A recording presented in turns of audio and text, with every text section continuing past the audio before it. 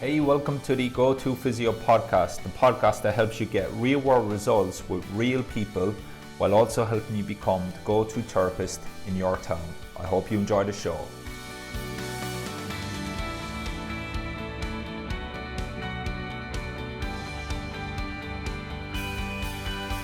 Hey, welcome to another episode of the Go To Physio podcast. My name is Dave O'Sullivan and it's great to have you on board for another episode. Now, over the last couple of episodes, we've talked clinical content, clinical applications, especially focusing on the glutes and the importance of the hamstring and gastro to allow the glutes to be successful. What I want to do now in this episode is switch back to more high level critical thinking, okay, to help you get success. And in the very first episode, I outlined my 7-step business growth plan essentially. And in step 2, I talk a lot about the importance of effective explanation and the therapist needing to have the confidence and clarity to be able to effectively explain the problem and solution to the patient. So in this episode, I want to go a little bit deeper into that and go through exactly why it's critical to set patient expectations after the initial assessment so that you can really minimize the stress and the frustration both for the patient and yourself further down the line.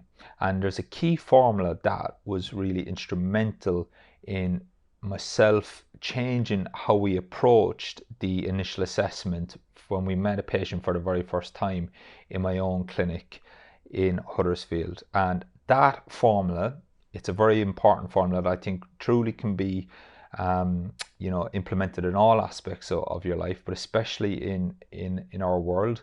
And that formula is expectations minus current reality equals patient's level of happiness.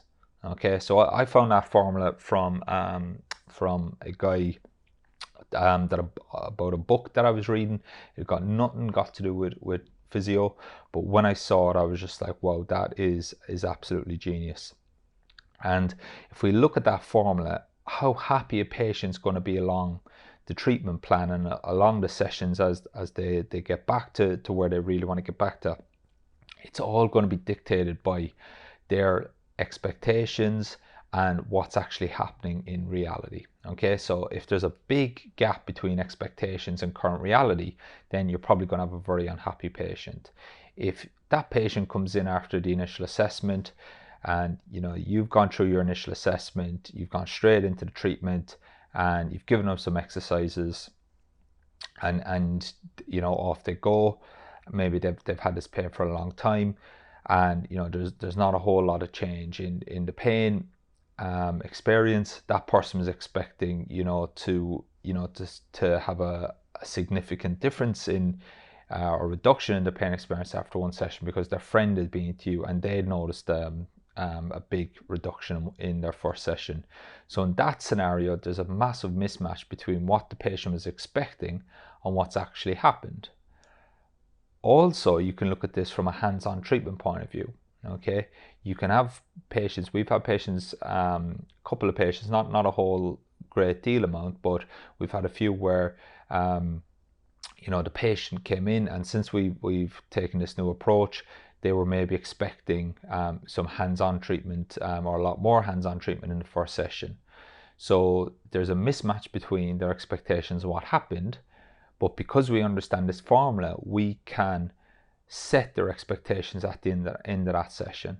Okay, so we could say something like, look, I know we haven't done a whole lot of hands-on or rehab today's session. The main outcome that we wanted from today's session was wanted you to have complete clarity on the problem and most importantly what you need to do to sort this problem to get you back to where you want to get back to, and that you have the first step in that plan, which is the exercises that I've given you today.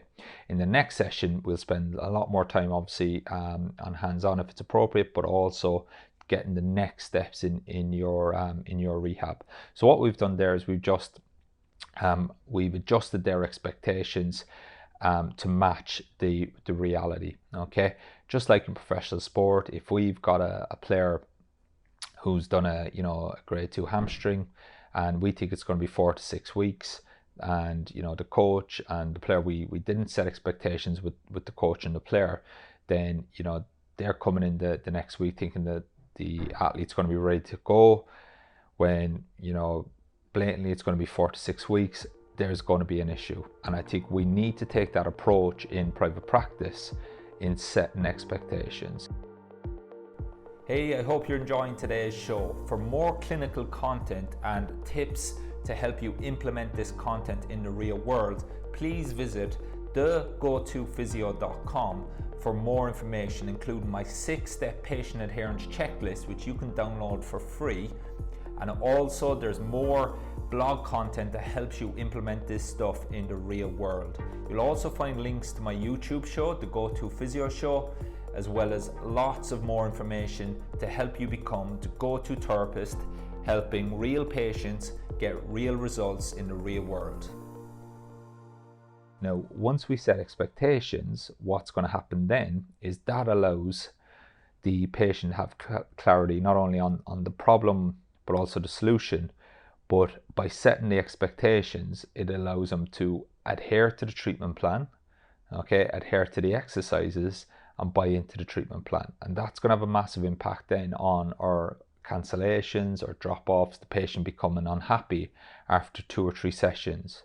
If we can set expectations in that first session, we can outline the treatment plan to the patient. Then what that's doing is that's setting expectations, so that after 2 or 3 sessions, if their pain experience has been completely eliminated, that's okay, because they know that there's still a few more steps in their treatment plan. And since we've implemented that, we've had massive success. Since we've implemented in the mentorship, we've had massive success for our therapists in taking a lot of the stress away. And a lot of the stress that you're seeing, it's going to be stuff where maybe the patients ringing up saying they can't make their appointment, and then you never hear from them again. Patients, being a little bit unhappy, and also maybe that 3 to 4 session slump, where the patient, the progress is slowing a little bit. They're not adhering to their exercises. They've lost that motivation, because again, remember, the first session is going to be the height of the patient's excitement and their motivation.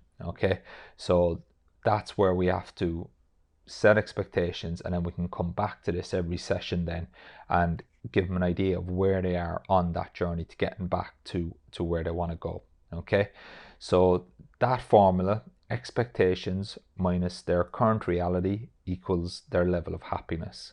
So that's why I think it's very, very important that we set expectations in the initial assessment. We do it day in, day out in pro sport. And I think patients in private practice are craving for that. And you'll be surprised the difference in their demeanor, in how they are after the first few sessions, and also how they are if they have a flare-up, or if they have a reoccurrence of pain short term because they've done something maybe that's at a higher threshold than we've exposed them to with the rehab. Now in the next episode, I'm going to talk a lot about how to design a treatment plan after the initial assessment, and actually how we go about implementing this in the real world. But for this episode, I just want you to reflect. Are you, after the initial assessment, sitting down with your patient, and are you actually going through a full treatment plan of where they are now to where they want to get to, and how we're going to get there, the actual plan itself, and then also setting expectations of, look, this is going to take maybe 4 to 6 to 8 to 10 sessions. And in pro sport, prognosis, offering a prognosis, it's bread and butter to us. Obviously, if you haven't worked in pro sport, you can feel a little bit uncomfortable. And the one thing I would say is, the more clarity you have on the problem, and then you having a complete step-by-step system, that's what's going to allow you to offer a somewhat accurate prognosis of how many sessions it's going to take.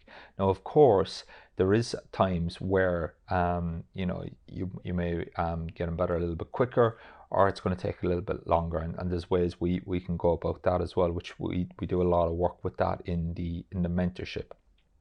But the one thing I would say is, go out of your comfort zone as a therapist in the initial assessment, set expectations to the patient, and I think you'll be pleasantly surprised at the impact that going out of your comfort zone in the first session is going to have in sessions 2, 3, 4, when that excitement and motivation is dropping a little bit. But the one thing that you will have as close expectations versus current reality as possible, which is going to manage that patient's level of happiness a little bit more. So as I said, in the next episode, I'm going to talk about how to design a treatment plan after initial assessment, and actually how to do this treatment plan so that we can set the expectations and we can give that patient even more clarity on the step-by-step system that they're going to follow in order to get back to things that are meaningful for them.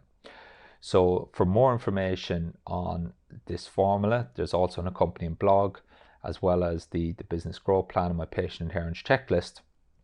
That's also going to go into this in a lot more detail. So head over to www.thegotofphysio.com/blog, and you'll be able to pick up lots of resources there for yourself as well, including my YouTube show, the checklist, and there's lots more stuff there to help you differentiate yourself from other therapists, get real world results with real people, and most importantly, build that reputation as the go-to therapist, and ethically build a profitable private practice that's going to increase your revenue, your retention, your referrals, and your reputation.